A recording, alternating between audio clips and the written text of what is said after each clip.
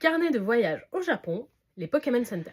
Avec mon chéri, lors de nos 2 voyages au Japon, on a décidé de visiter le maximum de Pokémon Center. On pourrait penser qu'en faire un seul suffit, et si vous n'êtes pas particulièrement fan de la licence, largement. Mais si, comme nous, vous voulez tous les pins et toutes les peluches exclusives de chaque boutique, je vous recommande d'en visiter plusieurs. Tout d'abord, vous avez donc les boutiques de Tokyo avec le Pokémon Center Mega DX et il contient un Pokémon Café. Si vous voulez manger au Pokémon Café, il faut réserver plusieurs mois à l'avance, c'est hyper prévoyant. À Tokyo, vous aurez également le Mega Pokémon Center qui est à côté d'un petit Pokémon Café où là, il n'y a pas besoin de réserver, où il y a juste quelques boissons et quelques petites friandises à goûter.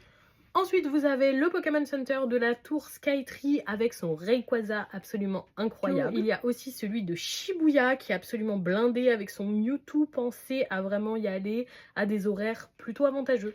Le Pokémon Center de Yokohama qui est un petit peu plus excentré mais que je vous recommande fortement.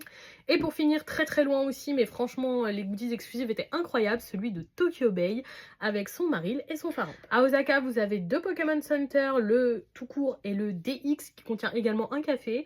Donc si jamais vous allez aussi à Osaka et que vous n'avez pas eu l'occasion d'aller au Pokémon Café de Tokyo, et tentez votre chance à Osaka, pareil à réserver très tôt.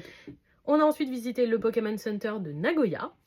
J'ai oublié de celui de Kyoto alors que c'est mon préféré, donc je vous le rajoute au montage. On est également allé sur l'île d'Okinawa et bien évidemment on en a profité pour passer au Pokémon Center d'Okinawa et son Arcanin. À Tokyo, pensez aussi au Pokémon Store, ce sont des plus petits magasins Pokémon, notamment celui qui est dans la gare de Tokyo au sous-sol, qui est très cool avec de belles exclus. Si vous avez pris l'avion avec l'aéroport de Narita, il y aura un magasin à l'intérieur de l'aéroport. Et si vous avez pris Haneda, qui est franchement un aéroport plus avantageux, vous avez quand même 2 vending machines avec des produits exclusifs aéroport Pokémon Center, pensez à y passer.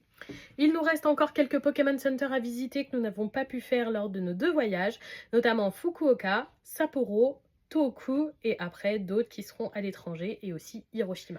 Voilà pour ces visites des Pokémon Center et leurs différentes exclusivités. Je vous recommande de faire un grand tour si comme nous vous êtes particulièrement intéressé par les pins et les peluches exclusives.